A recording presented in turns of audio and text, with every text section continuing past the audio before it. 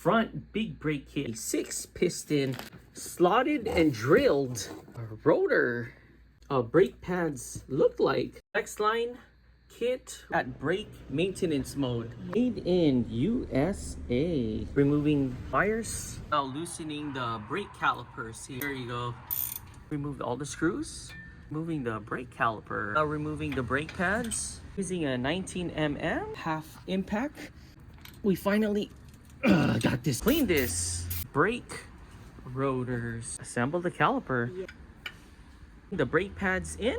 Hammer the pins. There. Thread it in. All done. I'm pumping it right now. Just finished bleeding the brakes. Oh. It's harder now. We're test driving. Braking in process.